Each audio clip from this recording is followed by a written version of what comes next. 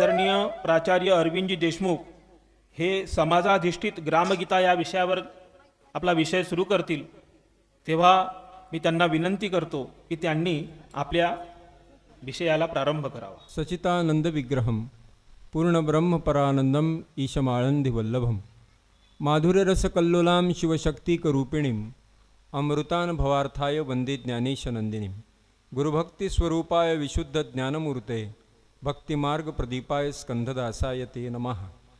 काया वाचा मनोभावे तुझा मी म्हणवी तसे हे लाज तुझला माझी बुद्धी दे रघुनायका.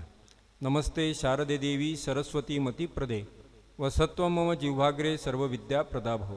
रत्नाकरा धौतपदां हिमालय किरीटिनीं ब्रह्मराजर्षि रत्नाढ्यां वंदे भारतमातरम्. आपल्या सर्वांची परमप्रिय भारतमाता,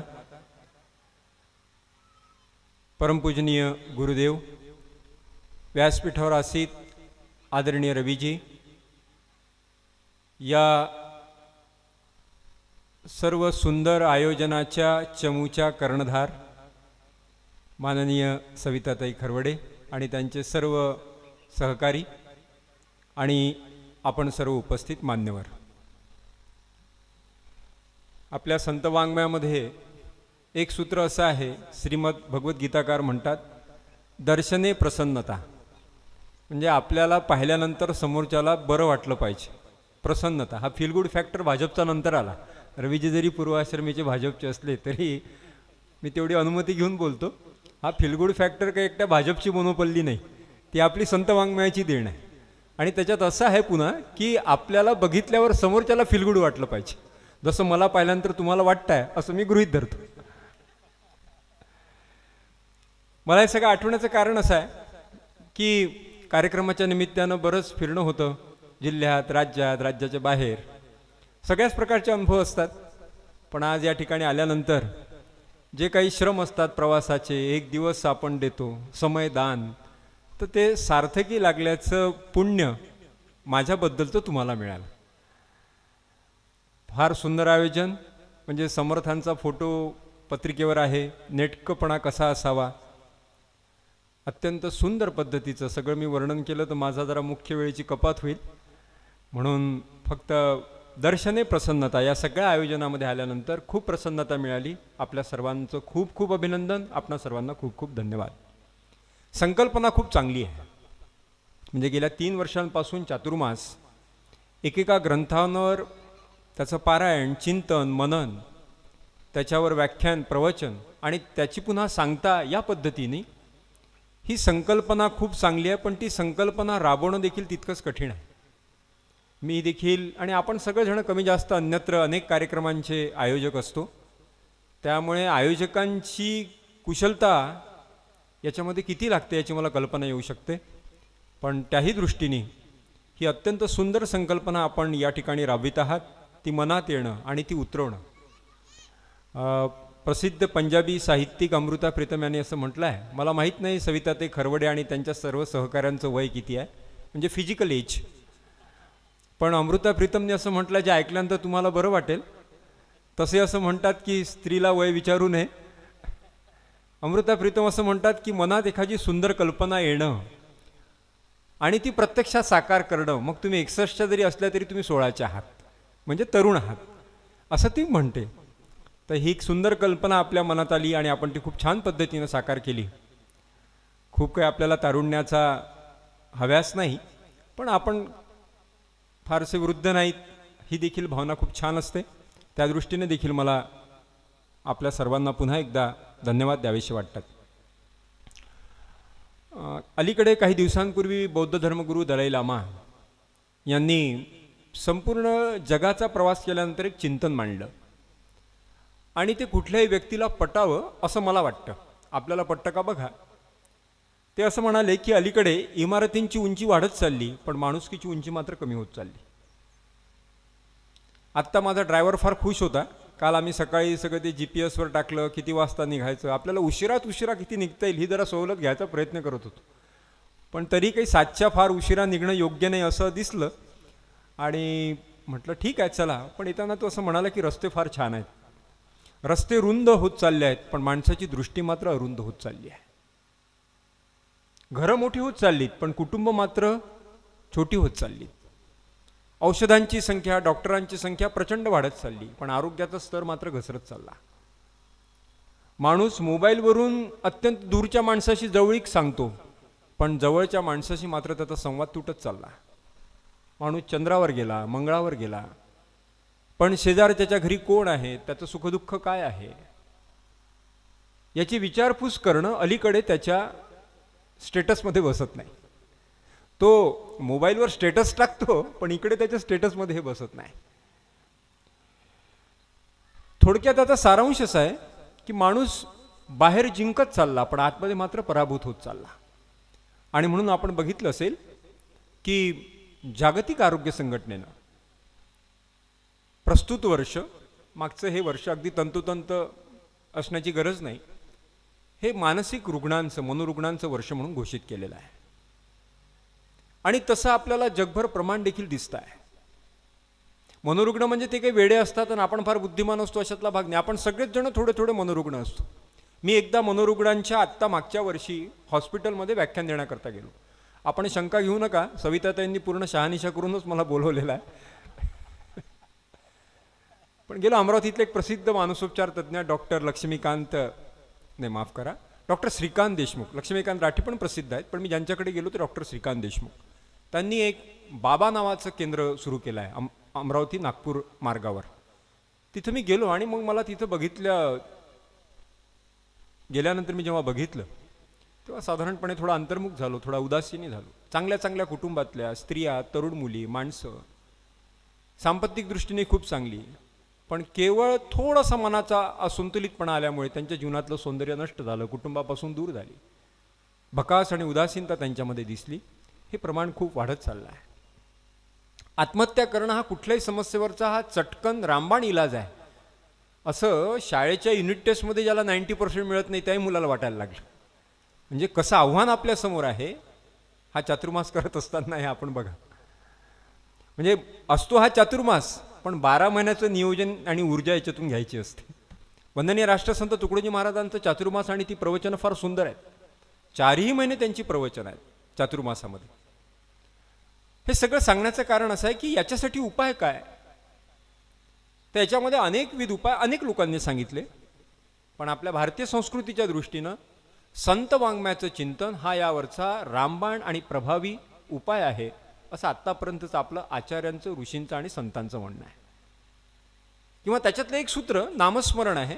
किंवा तुकाराम महाराज तर असं खुलं आव्हान दिल्यासारखं म्हणतात, नाम घेता वाया गेला ऐसा नाही आहे केला, नामे तरला नाही कोण ऐसा द्यावा निवडून. म्हणजे थोडक्यात थोडंसं व्यापक करू त्याला, जो संतांच्या मार्गाने आला, संतांच्या चरित्राचं ज्याने अध्ययन केलं, संतांच्या वाङ्मयाशी थोडी संगत केली पारायणाच्या निमित्तानं, चिंतन मननाच्या निमित्तानं, चातुर्मासाच्या निमित्तानं, आणि मग त्याचं जीवन विद्रूप झालं. तुकाराम महाराजांचं थोडंसं म्हणणं आपण वर्तमान काळाच्या भाषेत बसू, असा जर कोणी असेल तर इट्स ओपन चॅलेंज, माझ्याकडे आणा ती केस. तुकाराम महाराज आपली केस घ्यायला तयार आहेत. संत असताना संतांच्या चरित्रामध्ये जितकं सामर्थ्य नसेल, याच्याबद्दल एखाद्याचं दुमत असू शकतं, पण फार काही वादाचा मुद्दा नाही, तितकंच किंबहुना त्याच्यापेक्षा जास्त सामर्थ्य संतांच्या वाङ्मयामध्ये असतं. याचं कारण असं आहे, आपण थोडं म्हणजे विचार करत करत पुढे जाऊ. संत असताना बऱ्याच वेळेला त्यांची ओळख पटत नाही. ओळख पटली तर त्यांच्याबद्दलचा पूज्यभाव निर्माण होईलच असं सांगता येत नाही, निर्माण झाला तर तो टिकत नाही.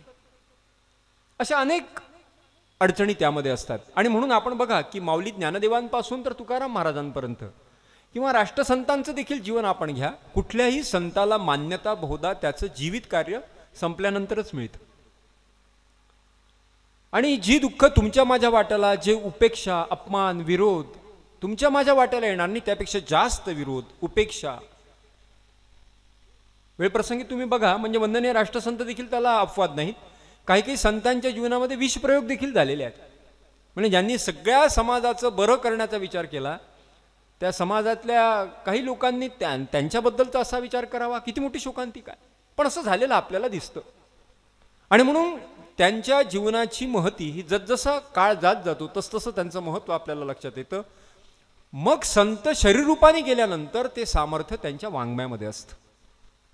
आणि म्हणून आपण बघा की माऊलींची ज्ञानेश्वरी, तुकाराम महाराजांची गाथा, म्हणजे आपल्याकडे 4 वेद आहेत, पण सगळ्या संतांनी एकमुखाने सांगितलं की 5वा वेद आपण जर आम्हाला विचाराल तर तो म्हणजे तुकाराम महाराजांची गाथा आहे. पंचम वेद तुकाराम महाराजांची गाथा. मग ते त्यांचं जसं आपण बघतो की भगवंताची सगुण साकार मूर्ती हे आपलं पूजेचं आराध्य असतं, तसं संतांची देखील मूर्ती असू शकते. संतांच्या ग्रंथांमध्ये ते सामर्थ्य असतं किंवा नाही, प्राचार्य अरविंद देशमुखांनी सांगावं तुम्ही ऐकावं असं नाही होऊ शकत. त्याच्याकरता काही प्रमाण लागतं, आणि ते प्रमाण देखील संतांच्या जीवनातलं असलं तर अधिक चांगलं आहे. आपल्याला माहीत असेल, बहुतांश लोकांना माहीत असेल, कदाचित नसेल, त्यांच्याकरता हे नवीन असेल, बाकीच्यांकरता त्याची पुनरावृत्ती होईल. इथे फार सुंदर समर्थांचा फोटो आहे. मगाशी मी मंदिरात, शेष मंदिरातही बघितला, मला फार छान वाटलं. समर्थ जेव्हा देह ठेवत होते तेव्हा त्यांचा अत्यंत प्रिय शिष्य कल्याण त्यांच्या जवळ होता. स्वाभाविकपणे तो दुःख करायला लागला, शोक करायला लागला. त्यावेळेला समर्थांनी कल्याणाला जे सांगितलं ते आजच्या निमित्तानं तुमच्या माझ्या फार कामाचं आहे. समर्थ असं म्हणाले कल्याणाला की अरे तू शोक करतोस, तू दुःख करतोस. वस्तुतः निवृत्तीनाथ महाराज हे पूर्ण निवृत्तीमय प्रवृत्तीचे आहेत. पण जेव्हा माऊलींनी समाधी घेण्याचं निश्चित केलं त्यावेळेला निवृत्तीनाथ महाराजांसारख्या ब्रह्मज्ञानी पुरुषाला देखील आपला शोक आवरता आला नाही, कारण की शेवटी एक प्रेम आत्मीयता आहेच.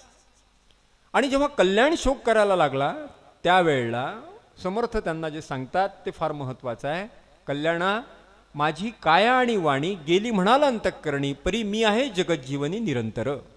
आत्माराम दास बोध, माझे स्वरूप स्वतः सिद्ध, असता न करावा खेद भक्तजनी.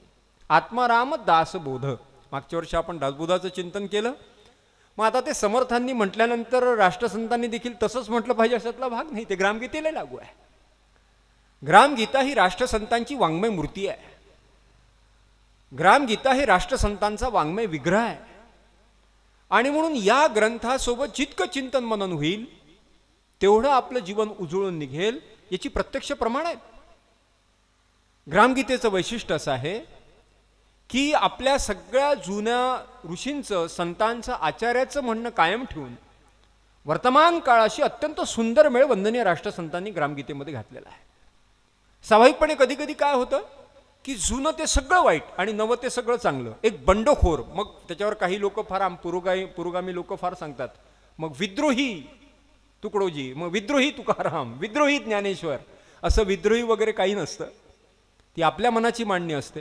प्राचीन सगळ्या परंपरेशी अत्यंत सुंदर मेळ ठेवून वंदनीय राष्ट्रसंत तुकडोजी महाराजांनी ग्रामगीतेमधून अत्यंत सुलभ आणि सोप्या पद्धतीने, म्हणजे इतकं सोपं ते केलेलं आहे की जशी आई घरामध्ये बरीच पाहुणे मंडळी जेवायला असावी आणि फार पंचपक्वान्नाचा बेत केलेला असावा, पण बाळ अत्यंत लहान असावं, त्याला ते सगळं देणं योग्य वाटत नाही, तरी आईचं मन तुटतं. मग ती त्याच्यातनं एक मातृसुलभ उपाय काढते.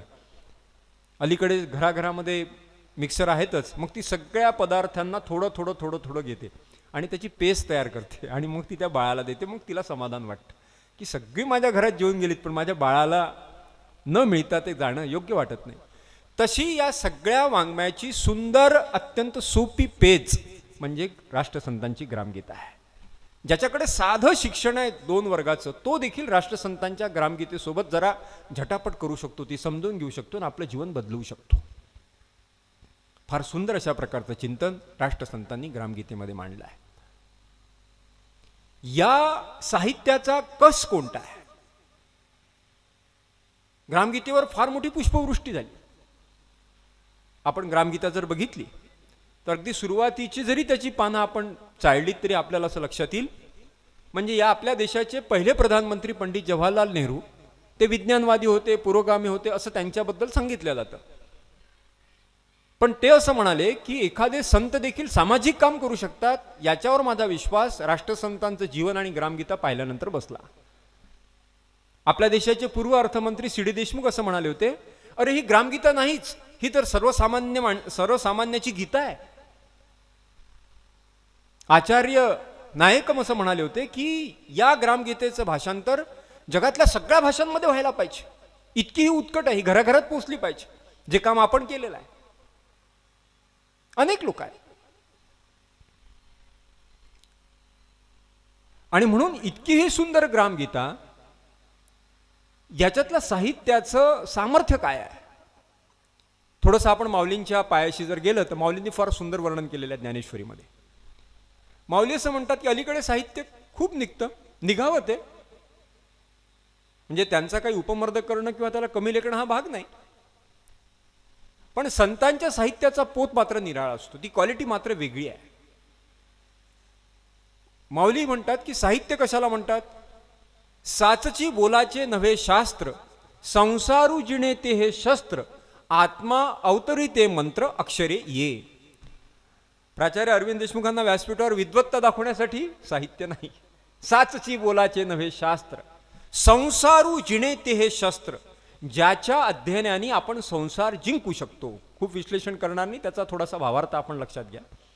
आत्मा अवतरिते मंत्र अक्षरे ये, आणि ज्या शब्दांचा स्पर्श आपल्या अंतःकरणाला होतो, आत्म्याला होतो, आणि मग माणूस आतमधून उजळून निघतो, असं सामर्थ्य ज्या अक्षरांमध्ये असतात त्याला खरं साहित्य म्हणतात. ज्ञानेश्वरीचं अध्ययन करून आपण वारकरी संप्रदाय बघा, 800 वर्षापासून ज्ञानेश्वरी हा टेक्स्टबुक आहे वारकरी संप्रदायाचं. एखाद्या विद्वानाच्या तोंडून ज्ञानेश्वरी ऐकणं चांगली गोष्ट आहे, पण निरक्षर वारकऱ्याच्या तोंडून आपण ज्ञानेश्वरी ऐका, आपली क्षणभर भावसमाधी लागल्याशिवाय राहणार नाही.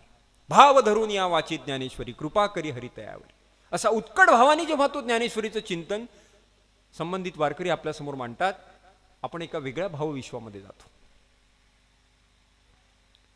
आणि म्हणून अशा प्रकारचं सामर्थ्य हे संतांच्या साहित्यामध्ये असतं. वंदनीय राष्ट्रसंतांचा अहंकार नाही, पण आत्मविश्वास आहे. ते असं म्हणतात, मैं शब्द की खैरात हूं, सब शब्द मेरे पास है, मुर्दे जगादू शब्द से होता अशुभ का नाश. काय शब्द आहे? सगळ्या प्रकारचे शब्द माझ्याकडे आहेत. आणि आत्मविश्वास किती आपल्या साहित्याविषयी, ग्रामगीतेविषयी, आणि सगळ्या म्हणजे लहर की बरखा आहे, मेरी जापान यात्रा आहे, एकंदरीत संपूर्ण साहित्य. पण ग्रामगीता म्हणजे राष्ट्रसंतांचं हृदय. राष्ट्रसंतांचं सगळं साहित्य वाचणं मला शक्य नाही. एकच वाचा असं कोणी जर विचारलं तर बाबा बाकी नको वाचू, फक्त ग्रामगीता वाच, you will get each and everything. होता अशुभ का नाश आहे, माणसाच्या जीवनामधल्या अशुभाचा, वाईटाचा नाश करणं, हीच तर खरी झटापट आहे सगळ्यांची. तुकोबांनी वर्णन केलंय, रात्र दिन आम्हा युद्धाचा प्रसंग. एक छोटीशी कथा आहे पण बोधप्रद आहे. एका कॅलेंडरने, आता नवीन वर्ष येणार आहे, अशा मोठ्या कंपनीला आपलं कॅलेंडर काढायचं होतं, आणि त्यांनी जाहिरात दिली की आम्हाला याच्यावर एक फार सुंदर चित्र पाहिजे आहे, की जे चित्र बघितल्यानंतर समोरच्या व्यक्तीला प्रसन्न वाटेल, आनंद वाटेल, एखाद्या देवासम वाटलं पाहिजे, पवित्र आणि मंगलमय. आणि म्हणून त्यांनी असं ते खुलं केलं, आणि ज्यांचं चित्र आम्ही निवडू त्यांना फार मोठा पुरस्कार देऊ. एक चित्रकार होता, त्याला असं वाटलं की चला आपण थोडा प्रयत्न करून बघूया.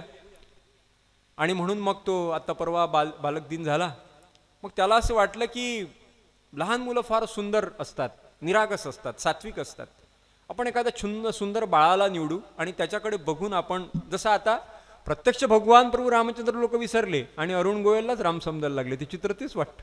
लोक रामाचं ध्यान करताना गोयलचंच ध्यान करतात. मग असं थोडंसं बघू आणि मग ते आपल्याला वाटेल की, म्हणून त्याने एका सुंदर बाळाची निवड केली, त्याचं चित्र काढलं, ते चित्र त्या कंपनीकडे पाठवलं, सुदैवाने त्या चित्राची निवड झाली आणि त्या चित्रकाराला फार मोठा पुरस्कार मिळाला, त्याला खूप आनंद झाला. काही वर्ष गेलीत, बरीच वर्ष गेलीत, पुन्हा त्या कंपनीची नव्हे दुसऱ्या कुठल्या कंपनीची जाहिरात आली की यावेळेला आम्हाला ते कॅलेंडर बघितल्यानंतर जरा अकराळ विक्रा, आता जरा काळ बदलला ना, अलीकडे आनंद देखील विकृत पद्धतीने करतात. आता वाढदिवसाच्या वेळेला तुम्ही बघा, आता तुम्हाला माहीत नसेल कदाचित, ती मुलं अलीकडे मोठमोठे जे वेगळं कल्चर निर्माण झालं सगळ्याच ठिकाणी. ते म्हणाले की नाही, आता आम्हाला यावेळेला असं राक्षसाचा भाव निर्माण झाला पाहिजे कॅलेंडरवर, म्हणून असं राक्षसाचं चित्र पाहिजे. मग याला असं वाटलं की आता राक्षसाचं चित्र कुठे मिळेल आपल्याला. मग याच्या मनात असा विचार आला की आपण तुरुंगात जाऊ आणि तिथे चांगले अट्टल गुन्हेगार जे असतात त्याच्यातला सगळ्यात त्याचाही जो त्यांचा खास असेल त्याला बघून आपण हे चित्र काढू. म्हणून तो गेला, त्यानं रीतसर परवानगी घेतली, तुरुंगात गेला, असा एक अट्टल गुन्हेगार निवडला, त्याला समोर बसवलं, त्यानं चित्र काढलं. त्याला असं वाटलं की चित्र छान जमलं, पण यावेळेला त्याला असं वाटलं की मागच्या वेळेला आपण त्या बाळाचे चित्र काढलं, आपल्याला पुरस्कार मिळाला, पण त्या बाळाला आपण काहीच दिलं नाही, पुन्हा आपली भेट झाली नाही. आता तसं होऊ नये म्हणून इन ॲडव्हान्स याला आपण काहीतरी देऊया. आणि म्हणून तो त्याला द्यायला गेला आणि चटकन तो समोरचा अट्टल गुन्हेगार असं म्हणाला की आत्ता मला तुम्ही देताय, पण गेल्या 40 वर्षापूर्वी तुम्ही माझं चित्र काढलं त्यावेळेला तुम्ही मला काहीच दिलं नाही. ते बाळ मुळात अत्यंत सुंदर होतं, पण मोरोपंतांनी जसं म्हटलं, सुसंगती घडो सुजन वाक्य कानी पडू. संगती बिघडली, माणूस बिघडत गेला. त्याच्यातला राम लुप्त झाला, रावण प्रगट झाला. आपल्यातच राम आणि आपल्यातच रावण हा सतत सांभाळावा लागतो. हा सांभाळण्यासाठी, त्याच्यामध्ये दुरुस्ती होण्यासाठी, त्याला ब्रेक लावण्यासाठी जे काही संत वाङ्मय आपल्या महाराष्ट्रामध्ये उपलब्ध आहे त्यामध्ये अग्रक्रमानं ग्रामगीतेचा आपल्याला उल्लेख करावा लागेल. आणि म्हणून आपण बघितलं असेल की वंदनीय राष्ट्रसंतांच्या संपर्कात जो आला, ग्रामगीतेच्या संपर्कात जो आला, जो दुराचारी होता तो सदाचारी झाला, जो बेशिस्त होता तो स्वयंशिस्त झाला, जो व्यसनी होता तो निर्व्यसनी झाला. राष्ट्रसंतांची भगवी टोपी घातलेला माणूस दिसला की समजावं की बाकी कमी जास्त आपल्या विचारांमध्ये असू शकतील, पण हा माणूस प्रामाणिक आहे याच्याकरता त्याला वेगळ्या प्रमाणपत्राची आवश्यकता राहत नाही. पंढरीचा वारकरी म्हटला आणि त्याला तुम्ही एकादशीच्या दिवशी म्हटलं, तुला म्हटलं की रे तुला मालपोहा देतो, गुलाबजामुन देतो, कोणी पाहणार नाही. तो म्हणाल कोणी पाहेल की नाही पाहिल, पण माझा पांडुरंग परमात्मा पाहतो, तू कुठल्या आमिषाला बळी पडणार नाही. ही जी आत्मिक शिस्त आहे ती राष्ट्रसंतांनी आपल्या विदर्भामध्ये अखिल भारतीय गुरुदेव सेवा मंडळाच्या माध्यमातून निर्माण केली. आणि त्याचा क्रमिक अभ्यासक्रम जर काय असेल तर तो ग्रामगीता आहे. आणि म्हणून बघा, वंदनीय राष्ट्रसंतांनी आरती मंडळ निर्माण केलीत आणि त्याचबरोबर गुरुदेव सेवा मंडळ, नुसते भजनी मंडळ नाही म्हटली. आता या ठिकाणी फार सुंदर भजन झालं, मी आलो त्यावेळेला. भजन हा राष्ट्रसंतांचा प्राण आहे, पण ग्रामगीतेमध्ये भजनासोबत सेवेकडे महाराज आपल्याला घेऊन गेलेले आहेत. सेवा परमोधर्मा श्रीमद भगवद्गीतेचा जो विषय, मुख्य विषय, की तो अत्यंत कठीण आहे. आता मी येत असताना मला वाटतं नागपूर का नागभीडला मी एक आता फ्लेक्स पाहिलं, सेवा धर्माचे महत्व, या विषयावर व्याख्यान आहे तिथे. सेवा परमोधर्मा गीतेचा महत्वाचा विषय आहे, पण सेवा गहनो धर्मा अत्यंत कठीण धर्म आहे. बाकी सगळं जमेल, पण प्रत्यक्ष शरीराने घरातील वडील माणसांसाठी झटणं, प्रत्यक्ष शरीराने शेजाऱ्यासाठी झटणं, समाजासाठी झटणं, एखादा सामुदायिक कार्यक्रम असेल त्या ठिकाणी झटणं फार कठीण काम आहे. अलीकडे अनेक आयोजक असं म्हणतात, आपला काय अनुभव आहे मला माहीत नाही, पैसे जमून जातात हो, पण कार्यकर्ते नाही भेटत, माणूस नाही भेटत. तर ही जी सेवा आहे, या सेवेसाठी राष्ट्रसंतांनी ग्रामगीतेच्या माध्यमातून आपल्याला प्रवण केलेला आहे. या देशाचे भूतपूर्व राष्ट्रपती डॉक्टर राजेंद्र प्रसाद, राष्ट्रपती म्हणून त्यांनी संपूर्ण जगाचा प्रवास केला आणि नंतर त्यांनी एक विचार मांडला, थोडासा गमतीनं, थोडासा जास्त मनापासून, थोडासा गमतीनं आणि थोडासा मिस्किलपणाने.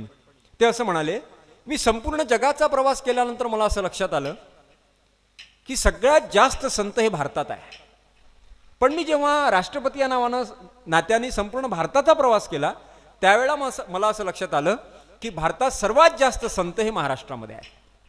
आणि म्हणून ते थोडेसे पलीकडे गमतीने असं म्हणाले होते की इसलिए भारत एक राष्ट्र आहे, लेकिन हे महाराष्ट्र आहे. या महाराष्ट्राची जी संत परंपरा आहे, माऊली ज्ञानेश्वरांपासून तर संत श्रेष्ठ तुकाराम महाराजांपर्यंत, या संत मालिकेचं पुनर्जीवन महाराष्ट्राच्या वेगवेगळ्या भागांमध्ये ज्या ज्या संतांच्या माध्यमातून झालं, विदर्भामध्ये कर्मयोगी गाडगे महाराज असतील, ज्ञानेश्वर कन्या संत श्री गुलाबराव महाराज असतील, अजूनही खूप संत आहेत. त्यांच्या भौगोलिक प्रदेश आहे, काही प्रसिद्ध झाले नाहीत, तो काही फारसा महत्वाचा विषय नाही, पण प्रामुख्यानं अशाच प्रकारची संत मालिकेचं पुनर्जीवन विदर्भामध्ये ज्यांच्या माध्यमातून झालं ते वंदनीय राष्ट्रसंत तुकडोजी महाराज आहे. माऊलींचं ज्ञान, नामदेव महाराजांची भक्ती, एकनाथ महाराजांचं रंजल्या गांजल्यांसाठी मन कळवळणं, तुकाराम महाराजांसारखं दुःखितांसाठी दुःखी होणं, समर्थांची देशभक्ती, याचा एकत्रित आविष्कार आपल्याला जर कुठे पाहायला मिळत असेल तर तो वंदनीय राष्ट्रसंत तुकडोजी महाराज आणि त्यांच्या वाङ्मयामध्ये पाहायला मिळतो. मी त्याही पलीकडे जाऊन असं म्हणेल की पूजनीय महात्मा गांधींनी रामराज्याची संकल्पना मांडली, फार सुंदर संकल्पना आहे. ते महात्मा गांधींचं रामराज्य प्रत्यक्षात साकार करण्याचं कार्य ज्या कोणी अनेकविध लोकांनी केलं असेल त्याच्यापैकी प्रामुख्याने ते काम ग्रामगीतेच्या माध्यमातून ग्रामराज्य म्हणून वंदनीय राष्ट्रसंतांनी केलेलं आहे. आणि म्हणून तुम्ही राष्ट्रसंतांचा विचार बघा, तो फक्त असा व्यासपीठावरून प्रबोधनापुरता राहिलेला नाही. गावागावामध्ये एक अखिल भारतीय गुरुदेव सेवा मंडळाची कार्यकर्ती मंडळी वंदनीय राष्ट्रसंतांकडून तशा प्रकारची जीवननिष्ठा आजही जोपासत आहे आणि त्या गावाचं शुद्धीकरण करतात. अशा प्रकारच्या आचार शुद्ध वर्तनाचं ते काम वंदनीय राष्ट्रसंतांचं. विनोबांचं भूदान, गाडगे महाराजांची स्वच्छता आपण बघितलं असेल. आरती मंडळाच्या माध्यमातून पहिल्यांदा ग्रामधून, पहिल्यांदा ग्रामसफाई आणि मग राष्ट्रसंतांचा चातुर्मास चालायचा.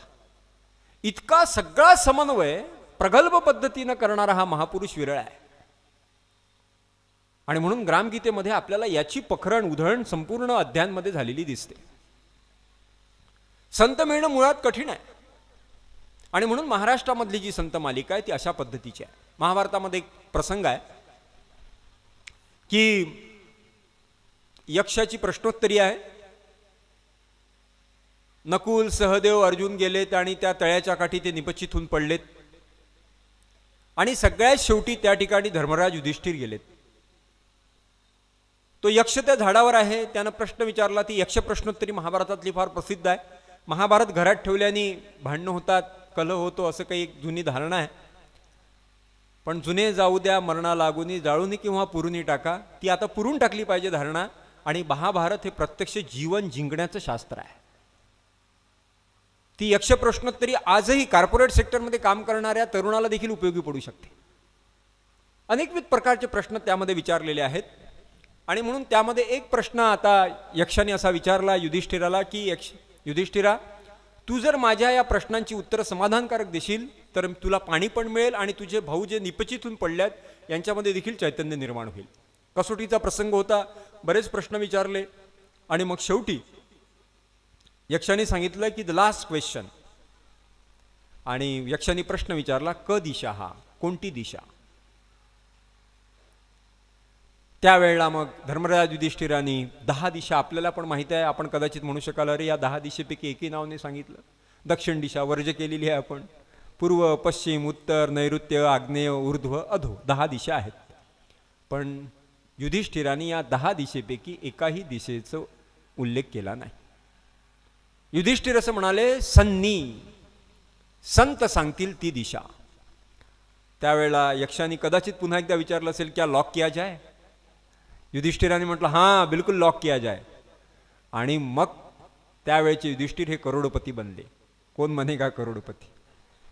यक्षाने सांगितलं की माझ्या प्रश्नाचं तू समाधानकारक उत्तर दिलं, तुझे भाऊ आता त्यांच्यामध्ये चैतन्य झालं, तू पाणी घे आणि निघून जा. संत सांगतील ती दिशा. तुकाराम महाराज वर्णन करतात, मार्ग दाऊनी गेले आधी दयानिधी संत तेणेची पंथे चालो जाता, न पडे गुंता कोठे काय. हाच भाव वंदनीय राष्ट्रसंतांनी अत्यंत सोप्या पद्धतीने पण बिलकुल मनाला हलवून टाकून पक्क होईल हा निर्धार.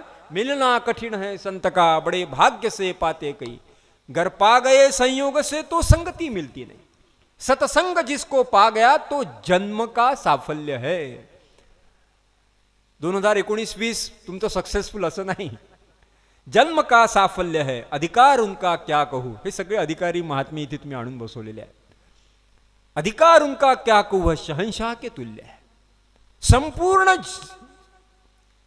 जीवनाचं साफल्य ही ताकद या संतांमध्ये आहे. आणि म्हणून वंदनीय संतांसारख्या संतांनी, डॉक्टर राजेंद्र प्रसादांनीच त्यांना ती उपाधी दिली होती. वंदनीय राष्ट्रसंतांसारख्या संतांची जी दिशा आपल्याला ग्रामगीतेच्या माध्यमातून दिली, अगदी पहिल्या अध्यायापासून ते तुम्ही शेवटच्या अध्यायापर्यंत बघा, कुठलाही विषय काढा, इतकी सुंदर मांडणी, इतका सुंदर विचार आणि इतका संतुलित आणि प्रगल्भ विचार. जसं मगाशी मी म्हणाले की कुठेही विद्रोह नाही, कुठे बंडखोरी नाही, पण जुनं कायम ठेवून त्याच्यामध्ये नव्याची भर घालून वर्तमान काळामध्ये तुमच्या माझ्या रोजच्या दिवसाचं दिनचर्येपर्यंत राष्ट्रसंतांनी सगळं चिंतन हे ग्रामगीतेमध्ये आणलेलं आहे. राष्ट्रसंतांचं सूत्रच आहे की गाव हा विश्वाचा नकाशा. पण गावाची सुधारणा कुठून होईल? गावाची सुधारणा होईल माणसापासून. माणूस त्याचा केंद्रबिंदू आहे. म्हणून माणूस जर व्यवस्थित झाला तर कुटुंब चांगलं होईल. मग काही संघटना अलीकडे काम करायला लागल्या कुटुंब प्रबोधनाच्या, त्यांच्या पाठ्यामागे एक जास्तीचं काम लागणार नाही. अलीकडे कुटुंब प्रबोधन करावं लागतं. पहा बरं किती विचित्र वळणावर आपण आलेलो आहे. सोबत जेवण करा, दिवसातून एखादी प्रार्थना सोबत करा, असं इतकं म्हणजे जे अतिशय स्वाभाविक होतं त्याच्यासाठी प्रबोधनाची गरज वाटायला लागली. राष्ट्रसंत असं म्हणतात की ही जी कुटुंबाची व्यवस्था ही टिकली, त्याचा मूळ आधार जर कोण असेल तर तो माणूस आहे. तो माणूस व्यवस्थित होणं, तर माणसाच्या आधारे कुटुंब, कुटुंबाच्या आधारे गाव, आणि गावाच्या आधारे राष्ट्र, आणि राष्ट्राच्या आधारे विश्व. हे विश्वची माझे घर. माऊलींचं चिंतन वरतून खाली आलं, राष्ट्रचिंतनाचं चिंतन खालून वरती गेलं. दोघांचं पॅरलल लाईनमध्ये पण अगदी समांतर चिंतन आहे. आणि म्हणून अशा प्रकारचं चिंतन मांडत असताना राष्ट्रसंत असं म्हणाले ग्रामगीतेमध्ये की आपण आपल्या जीवनामध्ये दिशा ही संतांनी सांगितलेली दिली पाहिजे. आपण त्या संतांविषयीचं जे महात्मा सांगितलेला ग्रामगीतेमधला विचार पहा. याच्या माध्यमातून समाज समृद्ध होईल, याच्या माध्यमातून समाज उन्नत होईल. पुन्हा महाभारताचा एक उल्लेख करतो. महाभारतामध्ये एक प्रसंग असा होता की कौरव आणि पांडव एकमेकांच्या समोर आता युद्धाकरता उभे ठाकलेले आहे.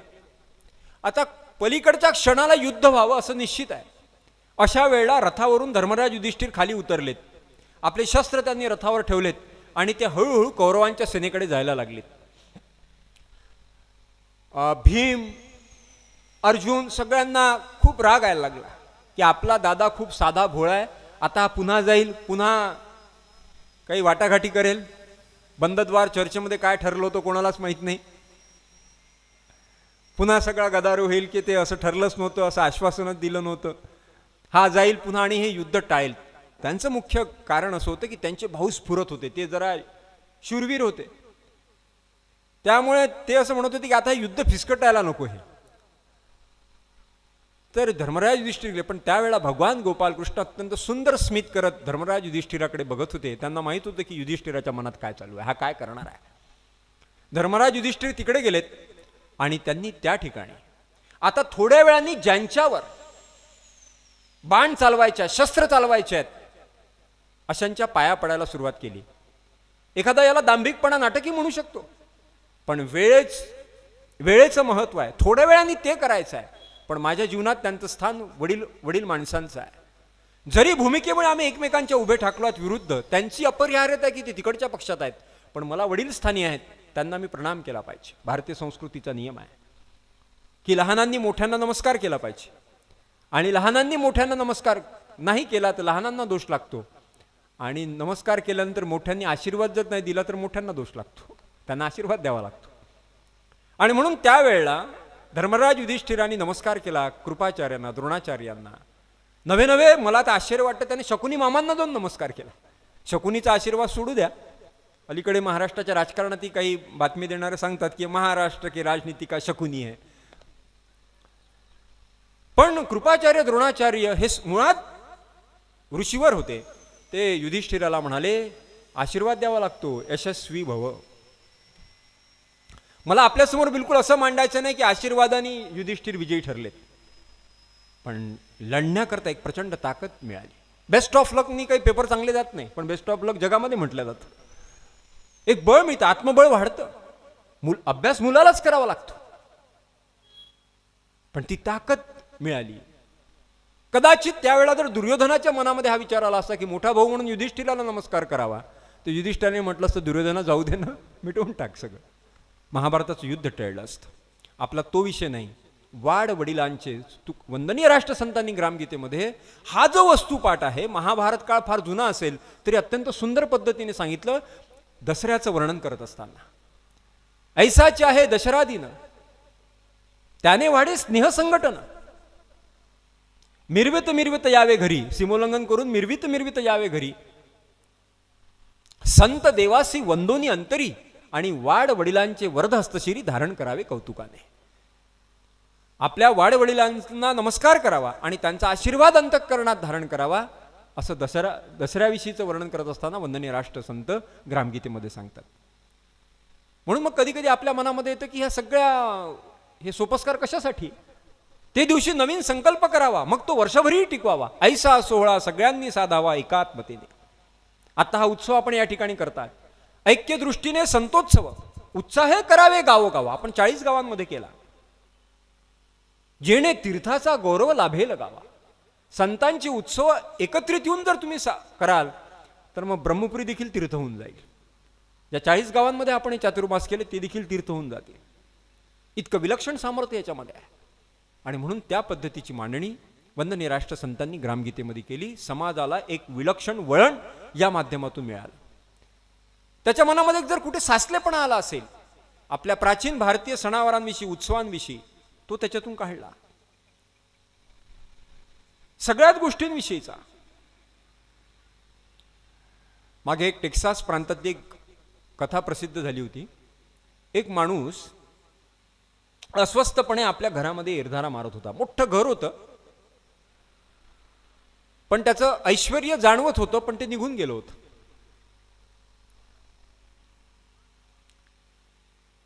आणि त्याच्यासमोर एक अत्यंत महत्वाचा प्रश्न होता की हे वडिलोपार्जित जी संपत्ती मला मिळालेली आहे, हा मोठा राजवाडासम हे जे घर मिळालेलं आहे, ही जागा जर मी विकली तरच माझं आता पलीकडचं कुटुंबाचं उपजीविका व्यवस्थित होऊ शकते.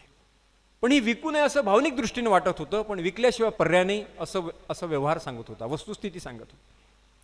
कारण की तो गरीब होता, कंगाल झालेला होता. त्याला 2 वेळा खाण्याची देखील पंचायत निर्माण झाली होती. म्हणून आता आपलं हे राहतं घर, ती जी मोठी जागा आहे, ती विकल्याशिवाय काही पर्याय नाही, या विचारांमध्ये तो इरझारा घालत होता. आणि मग त्यानं निर्णय घेतला ते घर, ती जागा विकायची. ती जागा एका व्यापाऱ्यानं विकत घेतली. ती एका विशिष्ट कालावधीकरता लीजवर विकल्या गेली. आणि जेव्हा त्या व्यापाऱ्यानं तिथं काम सुरू केलं तेव्हा तिथं त्याला खनिज तेलाचा साठा सापडला. कथा दृष्टांत संपला. थोडंसं आपण माऊलींकडे जाऊ. माऊली असं म्हणतात, निदैवाच्या घरी लोह्या रुतलिया सहस्त्रवरी परितेत बैसोनी उपवास करी का दरिद्रीजी. आता मी जर आपल्याला प्रश्न विचारला की तो माणूस गरीब का श्रीमंत, तर तुमची दोन्हीकडून पंचायत आहे, मी करत नाही. मी म्हटलं तो गरीब का श्रीमंत, तुम्ही जर गरीब असं म्हटलाल तर मी असं लगेच मी ही बाजू घेईल की तो जर गरीब होता तर त्याने विकलेली जी जागा होती खनिजाचे साठे सापडले, ती जागा त्याच्या मालकीची होती, मग तो गरीब कसा. आणि तुम्ही श्रीमंत म्हणाल तर वरे त्याची 2 वेळा खाण्याची पंचायत होती. माऊली याच्यावर अत्यंत सुंदर न्याय करतात. माऊली असं म्हणतात, लोह्या रुतलिया सहस्त्री उपरी ते तर बैसोनी उपवास करी का दरिद्रीजी. पण त्याला आपल्या श्रीमंतीचं ऐश्वर्याचं भान नव्हतं, ते विस्मरण झालं होतं. त्याचा समन्वय असा आहे की त्याला माहीतच नाही आपण इतकं ऐश्वर्याचे स्वामी आहोत म्हणून. का निदैवाच्या घरी लोह्या रुतलिया सहस्त्र परितेत बैसोनी उपवास करी का दरिद्रीजी. तैसा आत्ता हा नरदेह, तैसा हृदयामध्ये मी राम असता सर्व सुखासी आराम की भ्रांतासी काम विषयावरी. हे सगळी जी संपन्नता आहे ती आपल्या अंतःकरणामध्ये आहे. तुकाराम महाराजांनी त्यांच्या काळामध्ये 400 वर्षापूर्वी सांगितलं, तुझे आहे तुझं पाशी परी तू जागा चुकलाशी. वंदनीय राष्ट्रसंतांनी काळानुसार पुन्हा ते सोपं केलं. ते म्हणाले, अपने आत्म के चिंत में हरदम जागृत रहना है, ओहम सोहम मंत्र से अपने अंतरदृष्टी निरखना है. माहीत पडेल, एक साक्षीभाव निर्माण होईल. म्हणून राष्ट्रसंतांनी सामुदायिक प्रार्थना, राष्ट्रसंतांनी ग्रामसफाई, राष्ट्रसंतांनी ध्यान, हे जे सामान्यातल्या सामान्य माणसाच्या दिनचर्येमध्ये आणून ठेवलं ना, त्याबद्दल त्यांचे मानावे तेवढे उपकार कमी आहेत. तुकाराम महाराजांच्या शब्दात सांगायचं तर काय द्यावे त्यासी व्हावे उतराई ठेवीत हा पायी जीव थोडा. जागतिक आरोग्य संघटनेनं सांगितलं की येणाऱ्या 1000 वर्षांमध्ये माणसाला जर स्वस्थ व्हायचं असेल, शांत व्हायचं असेल, जीवनाचा वर्तमान काळामध्ये जर आनंद घ्यायचा असेल तर त्यानं ध्यानाचा अवलंब केला पाहिजे. इन द कमिंग मिलेनियम, जागतिक आरोग्य संघटनेचे शब्द आहेत, in the coming millennium meditation will be the only effective remedy. ध्यान हेच एक प्रभावी माध्यम राहणार आहे. म्हणून रोज ध्यानाचा थोडा थोडा अभ्यास. राष्ट्रसंतांनी शेतकरी, शेतमजूर, गावातला किती सामान्य माणूस असेल त्याला ते वळण लावलं. म्हणून राष्ट्रसंत ग्रामगीतेमध्ये असं म्हणतात, काही पठण पाठण करावे, शरीर मनासी वळण लावावे, आयुष्य सुंदर होते आघवे ऐशाक्रमे. कोणाला आपलं आयुष्य सुंदर नाही करायचं. आणि एका व्यक्तीचं आयुष्य सुंदर झालं की समाजाचं आयुष्य सुंदर होतं. आयुष्य सुंदर होते आघवे ऐशाक्रमे. अलीकडे सकाळी उठल्याबरोबर व्हॉट्सअप बघण्याची पद्धत आहे. म्हणजे जगाला तुमच्याशी संपर्क करायचा नाही, पण तुम्हालाच सकाळी उठल्याबरोबर कोणी मला मेसेज पाठवला, कोणी माझी आठवण केली, यस्टरडेचा कॉल किती आहे रात्रीचा, लास्ट सीन, असं सगळं असतं ते माझ्यासहित. तुम्ही त्याला अपवाद आहात, तुम्ही नाहीत तसे. मी ते दुसऱ्या गावाच्या लोकांबद्दल बोलतोय.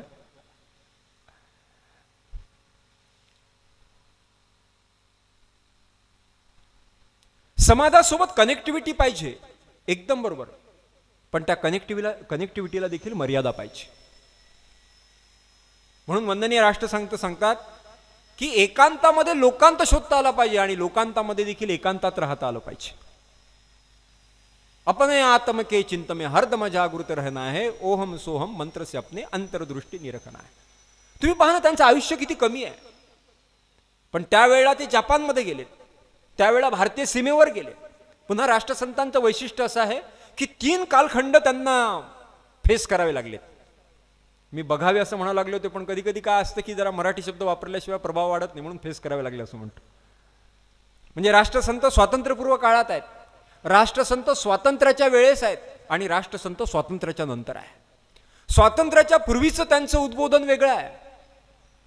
त्यावेळेला त्यांनी सांगितलं, पत्तर सारे बाम बनेंगे भक्त बनेंगी सेना, नुसतं भजन करत राहू नका. आणि म्हणून त्याकरता ते सीमेवर गेलेत आणि स्वातंत्र्य त्यांनी पुन्हा मनाला अधिष्ठान दिलं, मंगलमय नाम तुझे सतत गाऊ दे, देवरची असा दे. स्वातंत्र्यानंतर त्यांनी या सगळ्याच्यातून माणसाचं जीवन सुंदर झाल्यानंतर पहिल्यांदा तू तुझं जीवन सुंदर कर, मग तुझं कुटुंबाचं जीवन सुंदर कर, गावाचं जीवन सुंदर कर, समाज सुंदर कर, पण जायचं कुठे आहे शेवटी? अल्टिमेट काय आहे? तन मन धन से सदा सुखी हो भारत देश हमारा, सभी धर्म अरु पंथ पक्ष को दिल से रहे प्यारा, विजयी हो विजयी हो विजयी हो भारत देश हमारा. स्पृश्यास्पृश्य हटे यह सारा देश कलंक मिटाने. इतकं सुंदर चिंतन, ती ब्ल्यूप्रिंट दिली. आत्ता झाली की नाही निवडणूक झाली महाराष्ट्रामध्ये, भारतीय जनता पक्षाचा जाहीरनामा, राष्ट्रवादीचा जाहीरनामा, मी सगळ्या पक्षांची नावं घेऊन टाकतो म्हणजे तुम्हाला माझ्यावर काही आरोप करायला जागा मिळू नये. सगळ्या दोन्ही काँग्रेसचा जाहीरनामा, असं सगळे आलेत. तसा राष्ट्रसंतांचा जाहीरनामा काय आहे? तन मन धन से सदा सुखी हो भारत देश हमारा, हा राष्ट्रसंतांचा जाहीरनामा आहे. स्वातंत्र्यापूर्वी क्रांती, आध्यात्मिक शांती आणि स्वातंत्र्योत्तर काळामध्ये माणसाच्या अंतःकरणामध्ये सामाजिक भ्रांती निर्माण करण्याचं कार्य करणारा विरळा महापुरुष म्हणजे वंदनीय राष्ट्रसंत तुकडोजी महाराज आहे. विलक्षण आहे. जसं त्या माणसाकडे सगळं होतं पण त्याला भौतिक सुखाची जाण नव्हती. वंदनीय राष्ट्रसंत असं म्हणतात की बाबा रे, तुझ्याकडे सगळं आहे, फक्त तुला त्याची जाणीव नाही. म्हणून त्याच्याकरता त्यांनी दिनचर्या बनवली. प्रातस्मरण म्हणजे नवीन स्फूर्ती, उगवत्या दिवशी व्हाया प्रगती, उत्तम कार्य घडावे पूर्णगती म्हणून ही प्रार्थना देवाची. कदाचित ते ऋषींनी सांगितलेलं आपल्याला आउटडेटेड वाटत असेल. कराग्रे वस्त्रलक्ष्मी, करमध्ये सरस्वती, करमूले तू गोविंद, प्रभाते करदर्शनम, समुद्रवसने देवी, पर्वतस्तन मंडली, विष्णुपत्नी नमस्तभ्यम, पादस्पर्शम समासोम. हे प्रातस्मरण होतं. राष्ट्रसंतांनी सांगितले की बाबा रे, इट इज टोटली सायंटिफिक. प्रातस्मरण म्हणजे नवीन स्फूर्ती, उगवत्या दिवशी व्हाया पूर्णगती. आजचा दिवस माझ्या हातात आहे, परमेश्वरानं दिलेला हा दिवस मला बक्षीस आहे. अलीकडे पद्धत आहे ना रिटर्न गिफ्ट करण्याची. सकाळी मिळालेला दिवस संध्याकाळी रिटर्न गिफ्ट म्हणून परमेश्वराला द्यायचं आहे.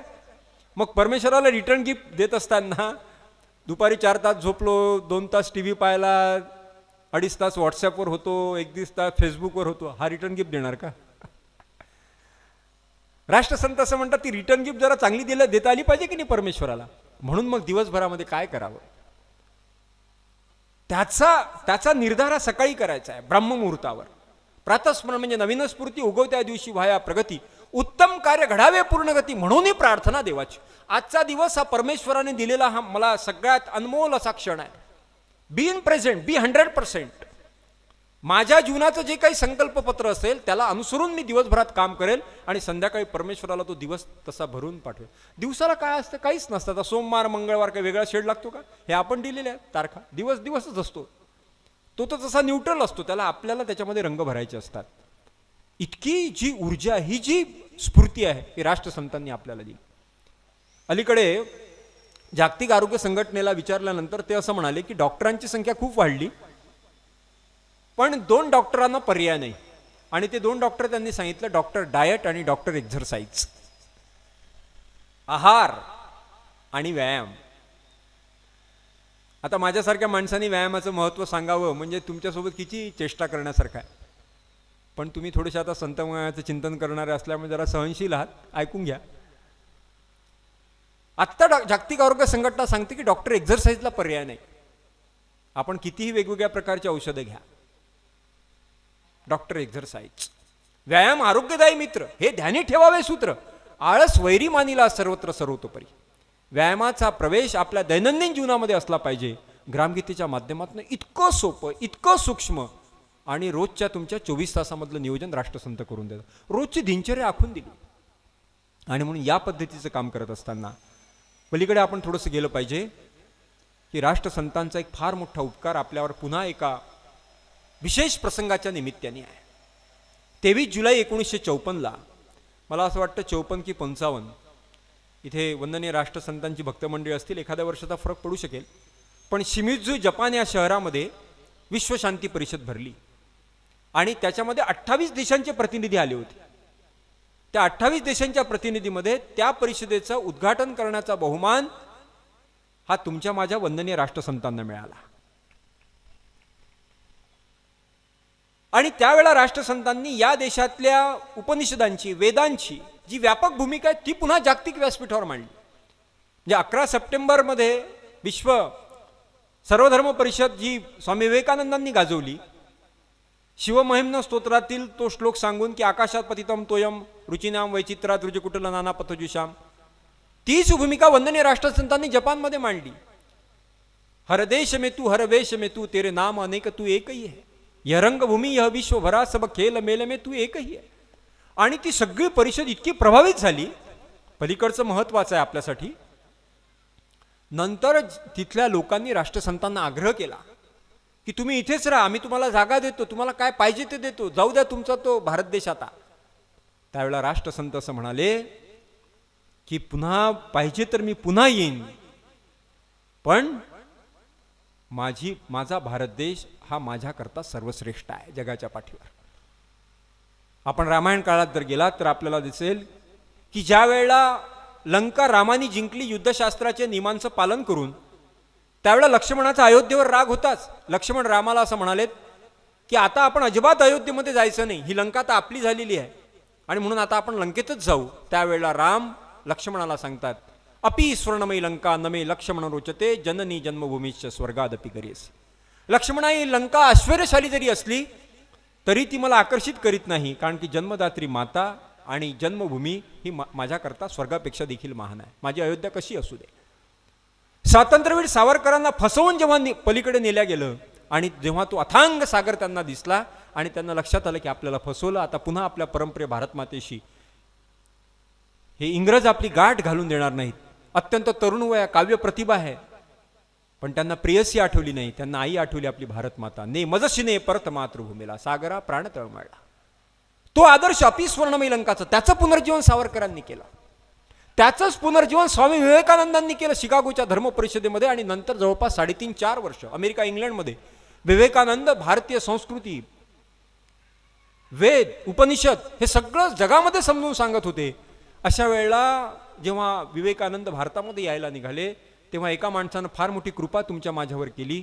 त्यांनी विवेकानंदांना प्रश्न विचारला की स्वामीजी, आत्ता तुम्ही इतके वर्ष आमच्या या अत्यंत संपन्न श्रीमंत देशांमध्ये राहिलात, आता तुमच्या त्या मागासलेल्या गरीब दरिद्री देशामध्ये जात असताना तुम्हाला काय वाटतं?